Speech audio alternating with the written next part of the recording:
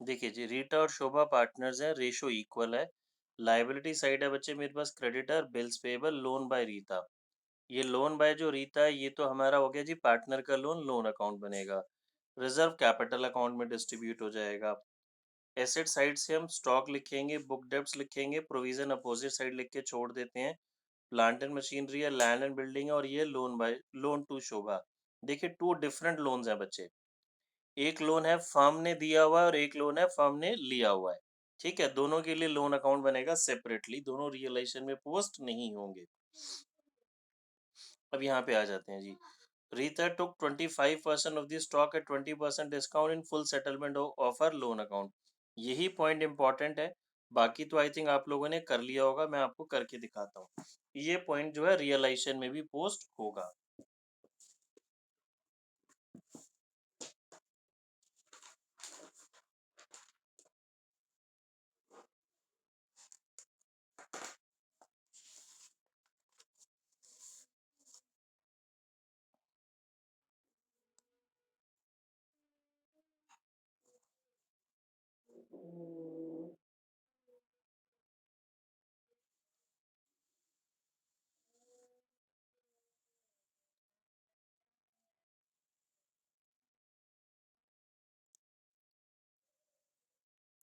देखिए पहले मैं आपको फर्स्ट पॉइंट बता रहा हूँ बच्चे।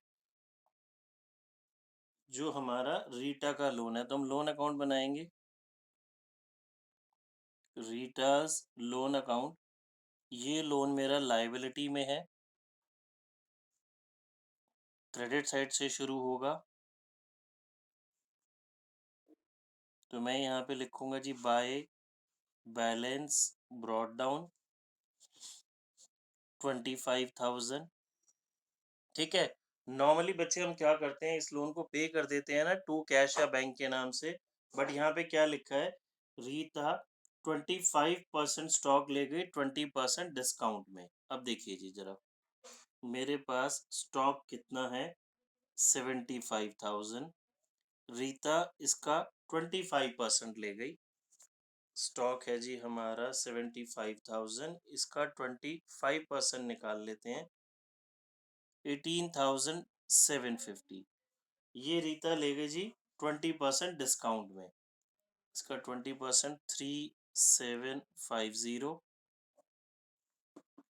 यानी कि 15,000 में वो स्टॉक टेक ओवर कर रही है। तो क्या मैं यहाँ पे बच्चे स्टॉक अकाउंट लिखूं?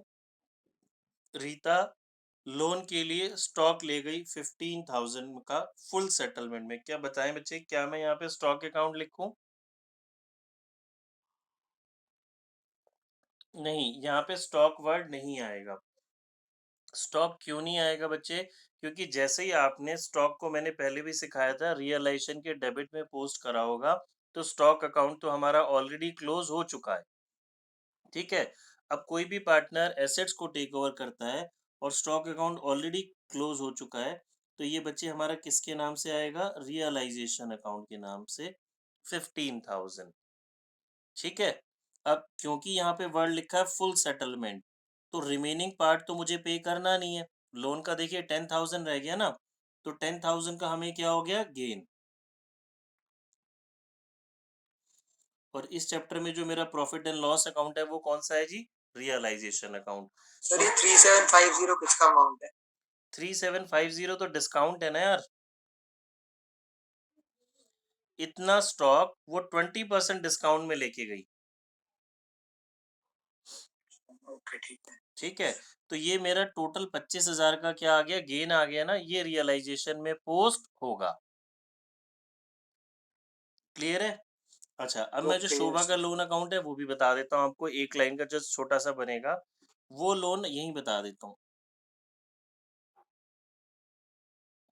वो लोन आप देखो बच्चे, आपको ना एसेट्स में गिवन है। एसेट्स का मतलब है वो लोन फर्म ने शोभा को दिया हुआ है, तो वो एसेट्स में है। तो वो मेरा डेबिट बैलेंस हो गया 10,000। इस लोन को भी हमें डायरेक्टली पेमेंट करनी होती है, टू बैंक अकाउंट लिख देंगे बस, और कोई टेंशन नहीं है। चाहे लोन क्रेडिट वाला हो चाहे लोन डेबिट वाला हो, वो बैंक के नाम से ही सेटल मेरा हो जाएगा। बट यहाँ पे लोन की एडजस्टमेंट थी तो हमने ये एडजस्टमेंट कर दी। अब अगर आपको क्या बात याद रखनी है, जब कभी भी क्वेश्चन में पार्टनर का लोन होगा और उस लोन के बदले में कोई एसेट सेटलमेंट हो रही होगी, तो वो रियलाइजेशन के बाद आप ये बनाएंगे और ये वाली फिगर रियलाइजेशन में जाएगी, तभी आप उसका टोटल करेंगे, नहीं तो रियलाइजेशन का आपका टोटल मैच नहीं करेगा। ठीक है बच्चे, चलिए ये आप बनाएं, मैं रियलाइजेशन आपको बना के दिखा देता हूँ। जिन बच्चों का रियलाइजेशन बन गया, थोड़ा हो गया, वो कंप्लीट करेंगे। जिनका पूरा हो गया वो इसका क्वेश्चन का कैपिटल अकाउंट कर सकते हैं। मैं यहाँ पे आपके लिए बाकी काम कर देता हूँ। हम क्या लिखेंगे, टू सन्ड्री एसेट्स। जिन लोगों ने लेट ज्वाइन करा है, क्वेश्चन नंबर हमारा 35 है, बुक से इम्पोर्टेंट क्वेश्चन है। फिर यहाँ पे एक वर्ड गिवन है जी, बुक डेप्ट। बुक डेप्ट होते हैं हमारे debtors. Plant and machinery, land and building, और वो लोन तो आएगा नहीं। ठीक है बच्चे, 75,000, 66, 45, 48, 2,34,000। यहाँ पे लाइबिलिटीज मेरी कौन कौन सी आएंगी,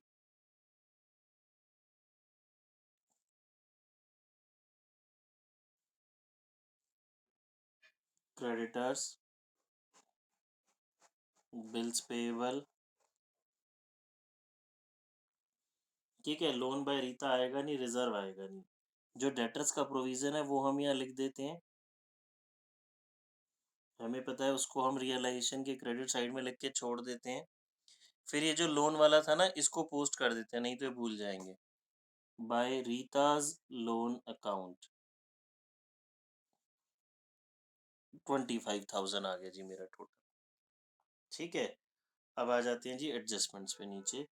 बुक डेप्ट रियलाइज्ड, रियलाइज मतलब सेल हुए, कैश और बैंक बैलेंस दोनों हैं, और नीचे बैंक अकाउंट मांगा है तो हम बैंक अकाउंट बना लेंगे। बुक डेप्ट यानी कि डेटर से कितने पैसे आए, 54,000। बैलेंस स्टॉक 30% प्रॉफिट में सेल हो गया। देखो जी, ये स्टॉक की बात थी ना मेरे पास यहाँ पे, इसको हम स्टॉक 75,000 का था, 25% की बात हो गई, रिमेनिंग रह गया मेरा 56,250। ये 30% प्रॉफिट पे सेल हुआ, इसका 30% हो गया 16,875। तो कितने में सेल हुआ ये मेरा, 73,125। ये फिगर मेरी बच्चे स्टॉक की आ जाएगी, 56,250 प्लस 16,875। यस, ये रियलाइजेशन के क्रेडिट साइड में आ जाएगी मेरे, स्टॉक के नाम से 73,125।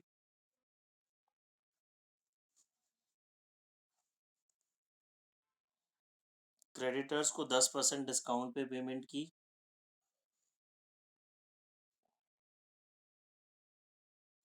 क्रेडिटर 75,000 थे, 10% डिस्काउंट 7,500, ये सब्ट्रैक्ट करके 67,500। बिल्स पेबल की पेमेंट पूरी हो गई, 30,000, 0057, 97,500। प्लांट एंड मशीनरी से पैसे आए मेरे 75,000। लैंड एंड बिल्डिंग से 1,20,000। ठीक है, इसका टोटल बाहर हम पोस्ट कर देते हैं।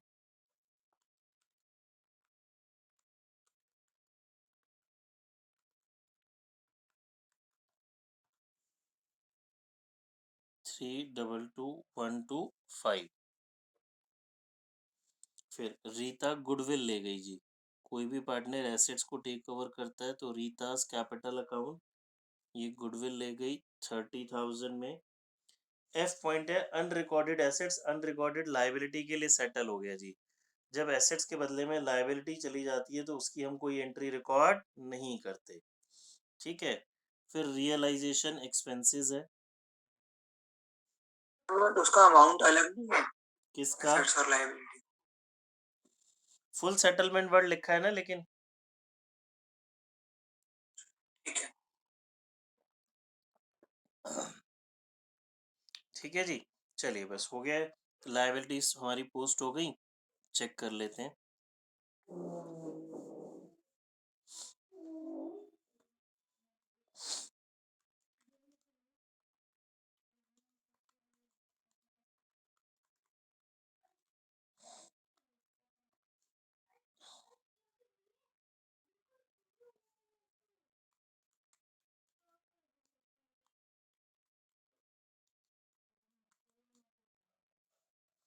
आ गया जी हमारा गेन 151,375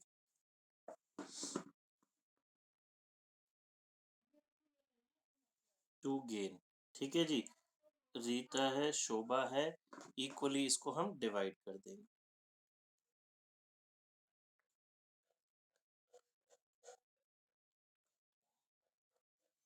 75687। ठीक है जी, पॉइंट्स में आ रहा था, हमने एक को 7 कर दिया, एक को 8 कर दिया, पॉइंट्स में तो लिखेंगे नहीं। देखिए बच्चों, किसी को कोई डाउट है तो इस क्वेश्चन में पूछ लें, इंपॉर्टेंट क्वेश्चन है। लोन रियलाइजेशन में क्यों आया था ये बता दो। क्या चीज? लोन वाला पॉइंट रियलाइजेशन में क्यों लिखा यार गया ये लोन देखना, वाला मैंने point? आप पूरा इसीलिए पहले लोन अकाउंट बनाया था।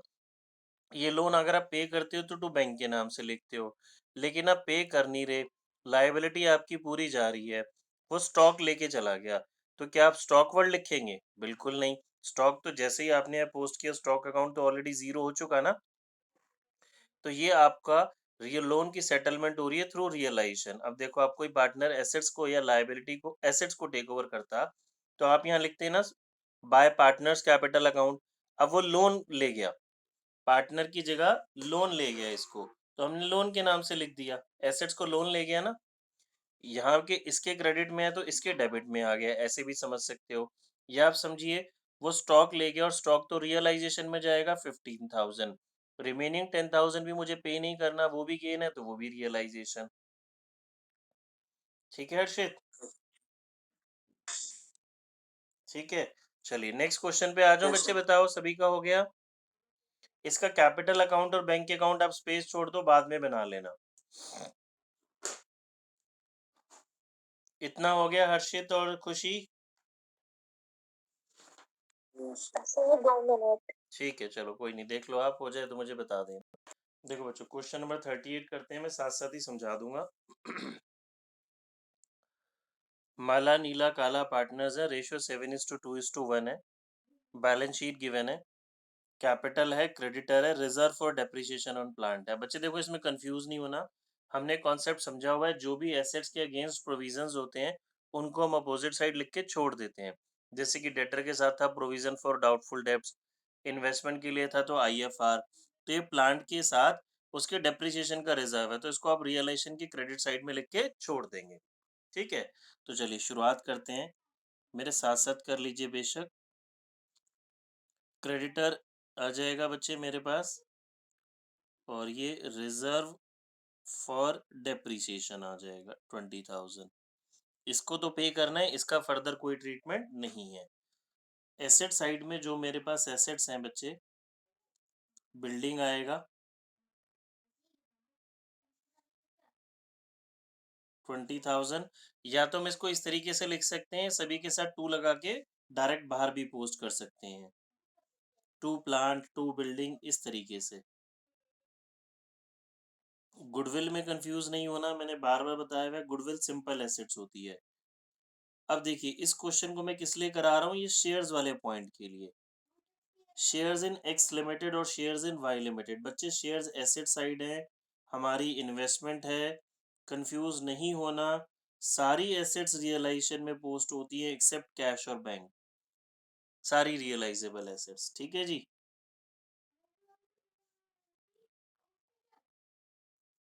Stock, debtors 8740 and patents also.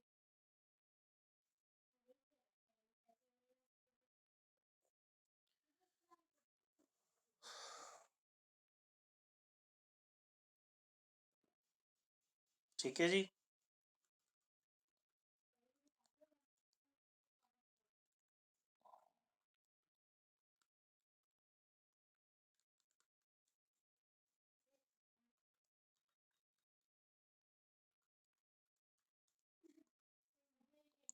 131,680।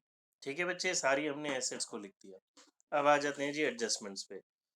पहली एडजस्टमेंट, माला बिल्डिंग ले गई, बहुत सिंपल सी एडजस्टमेंट है। तो by Mala's capital account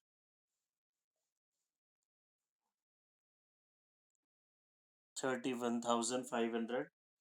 second adjustment में देखिए क्या कह रहा है, मैंने आपको सी और डी एडजस्टमेंट समझानी है मेन। तो बी एडजस्टमेंट में क्या कहता है, Neela goodwill stock debtor book value पे ले गई, पेटेंट इतने में, प्लांट इतने में, और वो क्रेडिटर्स को भी पे कर रही है। ठीक है, कोई भी पार्टनर एसेट्स को पे करेगा तो रियल एसेट्स को टेक ओवर करेगा, तो रियलाइजेशन के बच्चे क्रेडिट साइड में आ जाता है पार्टनर के नाम से। बाय नीलास कैपिटल अकाउंट, ये क्या क्या ले गई जी, गुडविल स्टॉक और डेटर को तो ले गई बुक वैल्यू पे। ये देखिए, ये गुडविल की बुक वैल्यू 10,000, स्टॉक था 11,240 का, डेटर 8740 में, और फिर लिखा है जी पेटेंट्स ले गई 30,000, प्लांट 5,000। ये सारी एसेट्स किसने टेक ओवर कर ली जी, नीला ने, जो कि हमारी पार्टनर है। 10,000, 11,240, 8740, 30,000, 5,000, 64,980। ठीक है, और ये क्रेडिटर्स को भी पे कर रही है नीला, टू नीलास कैपिटल अकाउंट। ए की लाइबिलिटी थी, ये भी हमारी निमट गई। ठीक है जी। पॉइंट नंबर सी में काला एक्स लिमिटेड के शेयर्स लेके जा रहा है जी 15,000 पर शेयर के हिसाब से, कालास कैपिटल अकाउंट। बच्चे देखिए, नंबर ऑफ शेयर्स कितने थे एक्स लिमिटेड के, 100, 15 रुपीज का एक शेयर हो गया तो 1,500। ठीक है, एडजस्टमेंट नंबर डी पे आते हैं, देखिए क्या कह रहा है। The shares in Y limited is to be divided in profit sharing ratio. Y limited के शेयर्स जो है प्रॉफिट शेयरिंग रेशो में डिवाइड हो गए। देखिए वाई लिमिटेड के शेयर्स कितने हैं हमारे, बुक में देखते हैं। 1,000 शेयर्स हैं 10,000 रुपीज के, और ये प्रॉफिट शेयरिंग रेशियो में डिवाइड हो गए। तो इसको अगर मैं आपको समझाऊं, तो 10,000 रुपीज की वर्थ है, नंबर ऑफ शेयर्स है 1,000, तो पर शेयर 10 रुपीज आ गया जी बच्चे प्राइस। और पार्टनर जो ले गए शेयर्स को, शेयर्स की क्वांटिटी कितनी है 1,000, प्रॉफिट शेयरिंग रेशो में, रेशो है 7:2:1, तो 700, 200 और 100, 1,000 शेयर्स प्रॉफिट शेयरिंग रेशो में डिस्ट्रीब्यूट हो गए। एक शेयर की प्राइस कितनी है 10, तो ये 7,000, 2,000, 1,000। मैं ऐसे भी कर सकता हूँ, नहीं तो डायरेक्टली मुझे पता है जी 10,000 रुपीज की वर्थ है और तीनों पार्टनर्स रेशो में ले गए, तो डायरेक्टली से 10,000 को भी मैं डिस्ट्रीब्यूट कर सकता हूँ, तो भी मेरा यही आने वाला है। ठीक है बच्चे, देखिए अब इसको हम कर देते हैं जी, यहाँ पे तीनों पार्टनर्स के नाम से, by Mala's capital account 7,000, by Neela's capital account 2,000,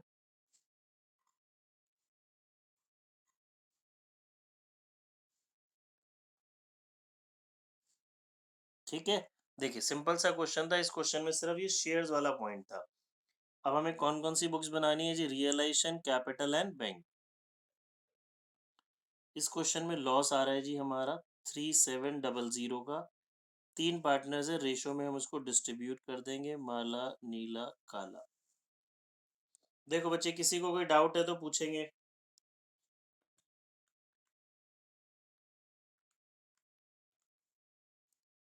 2,590,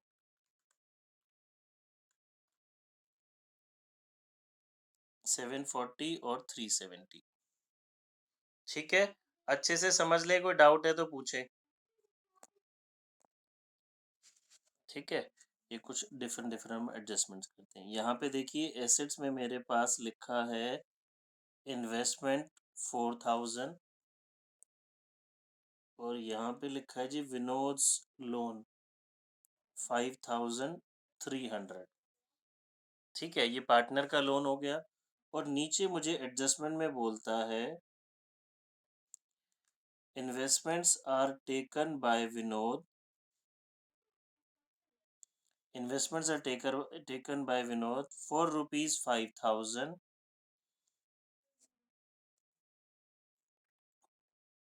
in full settlement, in full settlement of his loan. ठीक है, ट्राई करेंगे बच्चे, बस इतना सा छोटा सा आपने काम करना है, इसकी जर्नल एंट्री ट्राई करें, लोन अकाउंट बनाएं।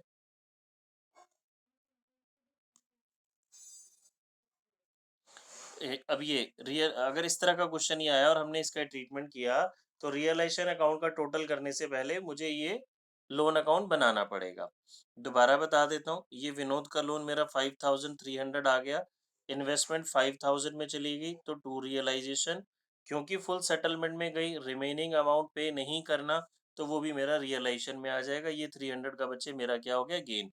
तो टोटल 5300 कहाँ चला जाएगा, रियलाइजेशन के क्रेडिट में।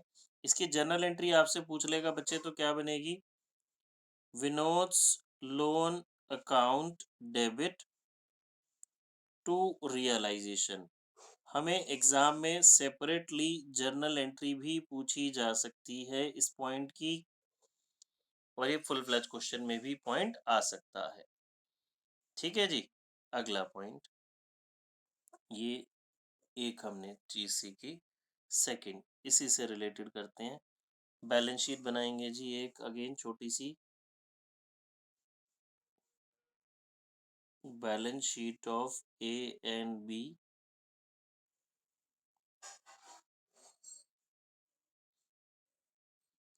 यहाँ पे मेरे पास लिखा है जी A's loan account, liability side में एज लोन है मेरे पास 15,000 का। एडजस्टमेंट में बोलता है A's loan was paid with interest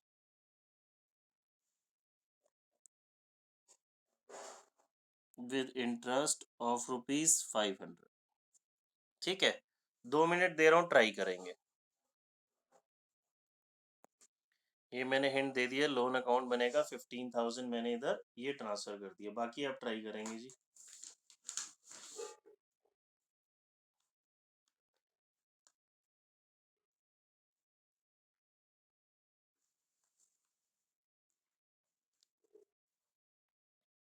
हुआ हर्षित?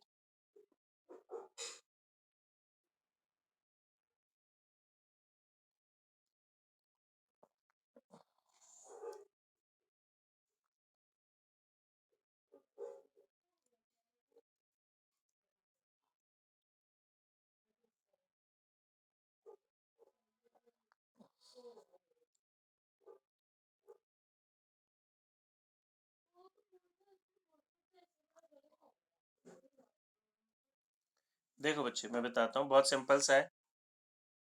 वो कह रहा है जी मैं 500 इंटरेस्ट के साथ हमें लोन पे करना है। अब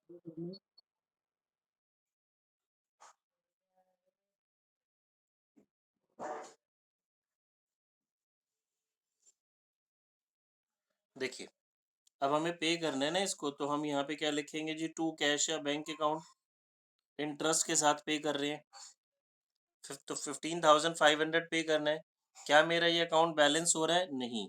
500 जो आपको लॉस हो रहा है, जो आप एक्स्ट्रा पे करेंगे, तो इस चैप्टर का आपका प्रॉफिट एंड लॉस अकाउंट कौन सा है जी, रियलाइजेशन अकाउंट। बात समझ में आ गई बच्चे? ये 500 रुपीज किस चीज के लिख दिए मैंने यहाँ पे, इंटरेस्ट के। अब इसकी मेरी जर्नल एंट्री क्या बन जाएगी, एज लोन अकाउंट डेबिट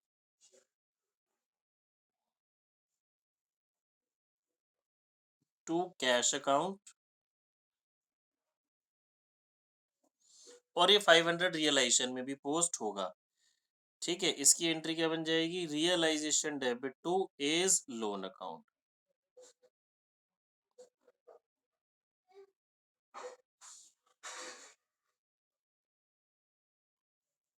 सभी को क्लियर है? बहुत इम्पोर्टेंट पॉइंट है एग्जाम पॉइंट ऑफ व्यू से। हाँ जी, कोई कुछ पूछ रहा था? देख बहुत सिंपल है हर्षित, इसके डेबिट में है ना, तो ये तो हो गई एज लोन टू बैंक, और एक क्रेडिट में है तो रियलाइजेशन टू एज लोन, वही नॉर्मल तरीका जो हम हमेशा करते थे।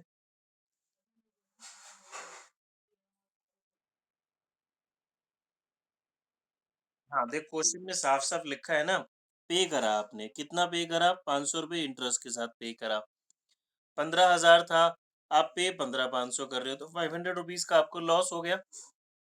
जो भी लॉस हो रहा है, एक्स्ट्रा पैसा जा रहा है आपका, आप लाइबिलिटी पे कर रहे हैं, कुछ भी कर रहे हैं, तो रियलाइजेशन के डेबिट में पोस्ट होता है ना, तो ये एंट्री रियलाइज इसके क्रेडिट में है, रियलाइजेशन के डेबिट में जाएगी, तो जनरल में मेरा रियलाइजेशन वर्ड डेबिट हो गया। देखो नोट कर लिया तो मुझे बता दो, फिर मैं आगे कराऊंगा। देखिए जी, और ऐसे ही पॉइंट समझा रहा हूँ, अब आपको सॉल्यूशन बताना है उनका। ठीक है, बैलेंस शीट बनाते हैं। ये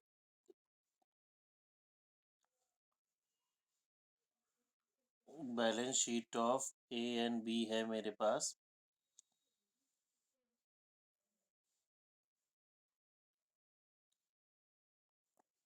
क्वेश्चन में स्टॉक लिखा है जी 1000 का एसेट साइड, यहाँ पे है बीज लोन 5000। ठीक है, एडजस्टमेंट में मुझे क्या देता है, B took over stock at 150%, at 150% in part settlement, in part settlement of his loan, in part settlement of his loan. देखिए यहाँ पे दो शब्द इंपॉर्टेंट है, पार्ट सेटलमेंट, अभी तक हम वर्ड कर रहे थे फुल सेटलमेंट, और ये 150% में ले गया। ट्राई करेंगे बच्चे, लोन अकाउंट बनाओ तो आपको इजीली समझ में आ जाएगा। 2 मिनट दे रहा हूँ, सभी स्टूडेंट्स कोशिश करेंगे, और हो जाएगा तो मुझे बताएंगे। देखो जी वो क्या कहता है, बी स्टॉक ले गया जी 150% में, अब वो लोन के बदले में एसेट्स लेके जा रहा है, तो डेबिट साइड में ये इसके आ जाएगा जी टू रियलाइजेशन। 150% मतलब ये 1000 का है ना, 50% ज्यादा में, ये इसका 150% डायरेक्टली निकाल लो, या 50% निकाल के प्लस कर लो, तो 1500। अब लोन तो रिमेनिंग रह गया, क्योंकि यहाँ पे अभी तक तो वर्ड फुल सेटलमेंट लिखा होता था, तो हम बाकी जो 3500 है वो हमारा गेन हो जाता था, रियलाइजेशन के नाम से लिख देते थे। बट इस क्वेश्चन में क्या वर्ड लिखा है जी, पार्ट सेटलमेंट, तो पार्ट सेटलमेंट का मतलब रिमेनिंग अमाउंट तो रह गया, और पार्टनर के लोन को हम पे करते हैं। ये देखिए, ये रिमेनिंग अमाउंट मैंने क्या कर दिया जी, पे कर दिया। लोन हो गया तभी तो लोन अकाउंट पूरा क्लोज होगा, तो इसकी जर्नल एंट्री मेरी क्या बन जाएगी, B's loan account debit to realisation account to cash account.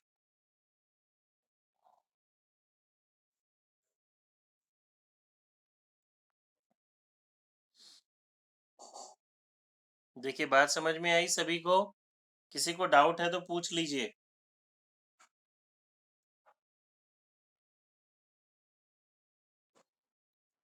हाँ जी। यार ये इसने बोला ना 150% में बोला है, ये जो स्टॉक है 150% में ले गया, कोई भी चीज 100% होती है ना, ये 100% है तो इसकी 150% निकाल ले, इसकी 150% निकालेगा तो 1500 आ जाएगी, या 50% निकाल के इसमें एक्स्ट्रा प्लस कर दो, तो यानी कि वो 1000 रुपए की चीज 1500 में ले गया, ये हमने यहाँ लिख दिया सतविंदर ऐसे। ठीक है जी, एक पॉइंट और बताता हूँ इससे रिलेटेड। देखो इसी बैलेंस शीट दोबारा नहीं बनवा रहा, इसी बैलेंस शीट से रिलेटेड अब हम एक एडजस्टमेंट अगर यहाँ पे लिख दें कि B took over, B took over an unrecorded assets,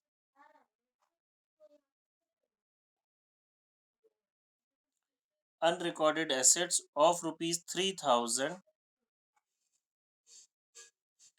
in part settlement of his loan। Office loan. अब देखो ये पॉइंट तो आपसे बिल्कुल होना चाहिए, सभी स्टूडेंट से ट्राई करेंगे। बैलेंस शीट वही है, ऊपर हमारी बी का लोन 5000 ही है, स्टॉक 1000 है, ठीक है, उसकी बात नहीं हो रही। वो अनरिकॉर्डेड एसेट्स टेक ओवर कर रहा है 3000 की, और पार्ट सेटलमेंट में टेक ओवर कर रहा है। सभी बच्चे बेटा ट्राई करेंगे और जल्दी से मुझे आंसर बताएंगे।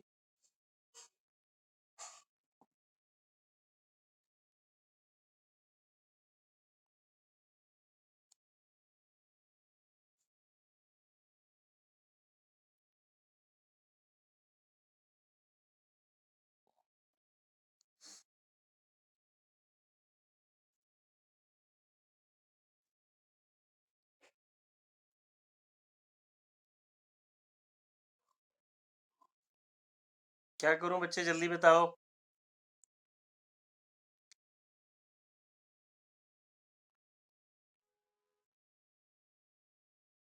खाली कॉपी करने पे ध्यान नहीं देना, समझने पे ध्यान देना है।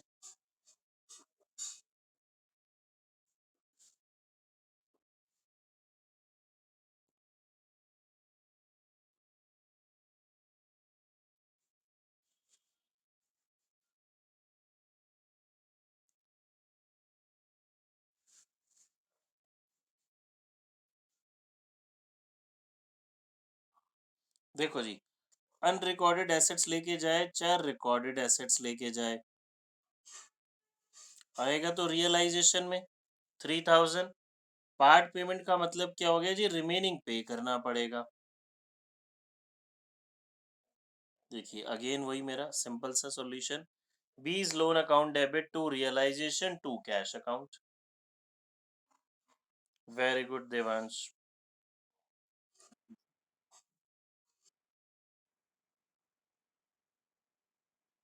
बिल्कुल, अनरिकॉर्डेड को देखो, जब आप रियलाइजेशन अकाउंट बनाते हो समझो, तो अनरिकॉर्डेड एसेट्स यहाँ तो रिकॉर्ड नहीं होता ना। जब पार्टनर टेक ओवर करता है तो क्रेडिट साइड में तो आप उसको रिकॉर्ड करते ही हो ना, चाहे वो सेल हो या पार्टनर टेक ओवर करे। तो ये भी इसके डेबिट में है तो रियलाइजेशन के क्रेडिट में आई जाएगी ये एंट्री।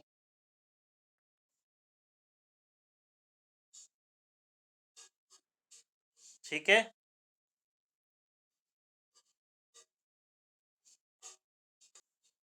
तो जी क्वेश्चन नंबर 15 निकालेंगे। थोड़ी सी जर्नल एंट्री की प्रैक्टिस कर लेते हैं हम। हमारी टीएस ग्रेवाल सर की बुक में page number 8.50, question number 15।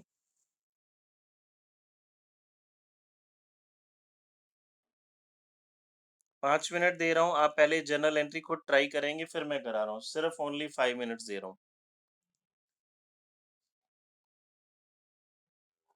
Read करेंगे, कोशिश करेंगे। देखिए बच्चे मैं कराता हूँ इसको।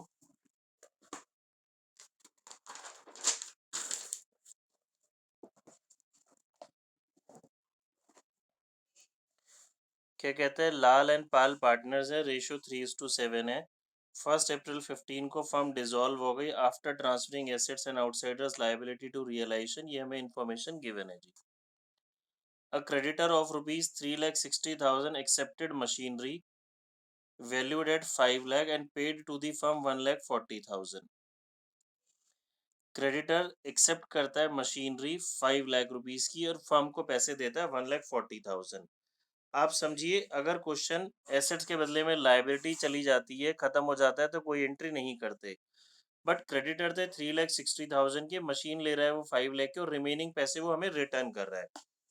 अब अगर वो मुझे पैसे रिटर्न कर रहा है तो ये एंट्री रियलाइजेशन में कौन सी साइड आएगी बच्चे, क्रेडिट साइड। किसी भी बच्चे को जर्नल में अभी भी दिक्कत है तो देखिए सिंपल सा कॉन्सेप्ट था, मैंने सिखाया था, पहले भी बताया था। ये आप रियलाइजेशन अकाउंट बना रहे हैं और इसके डेबिट साइड की कोई भी जर्नल एंट्री है तो जर्नल लिखते टाइम रियलाइजेशन वर्ड डेबिट में आएगा। और अगर इस साइड सपोज मैंने यहाँ पे इस साइड कैश अकाउंट लिखा, तो इसकी जर्नल एंट्री करते टाइम रियलाइजेशन वर्ड क्रेडिट में आएगा, तो कैश वर्ड कहाँ जाएगा, डेबिट में। ठीक है, इधर कैश लिखा, ये रियलाइजेशन के डेबिट में है, तो जर्नल लिखते टाइम रियलाइजेशन वर्ड कहाँ आएगा, डेबिट में। 1 मिनट बच्चों, जरा अभी बताता हूँ। ठीक है, तो क्रेडिटर अब मुझे पैसे रिटर्न कर रहा है, तो मेरा कैश या bank account debit to realisation account.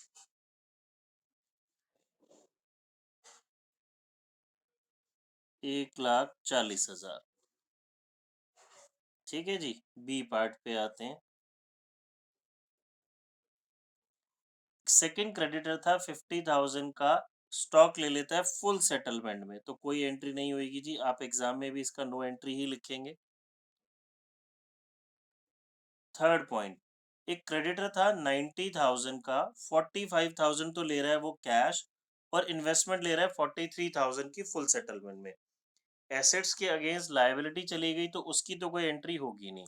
अब आप क्रेडिटर को पे करते हैं तो रियलाइजेशन के डेबिट साइड में यहाँ पे करेंगे ना आप उसको, कितने दे रहे हैं आप, 45,000। तो इसकी जनरल एंट्री क्या बन जाएगी, realisation debit to cash account. Most of the students क्या गलती करेंगे, वो क्रेडिटर लिख देंगे, तो गलत हो जाएगा बच्चे। पहली क्लास से ही मैं इस बात पे जोर दे रहा हूँ, ये जनरल एंट्री एग्जाम में आती है, तो आपका इस बात का बहुत ध्यान करना है आपको। ठीक है जी, डी पॉइंट में आ जाते हैं। लॉस ऑन डिसोल्यूशन है जी। लॉस देखिए किस साइड होता है, यहाँ आता है ना लॉस, तो इधर गेन लिखते हैं, इधर लॉस लिखते हैं। तो इसकी एंट्री रियलाइजेशन क्रेडिट में आएगा, तो पार्टनर क्या हो जाएंगे मेरे डेबिट में, Lal's capital account debit, Pal's capital account debit to realisation account. कितना लॉस है, 15,000। देखिए क्या रेशो गिवन है, 3:7 है, तो 4,500 एंड 10,500। देखो बच्चे, जर्नल का आइडिया आया,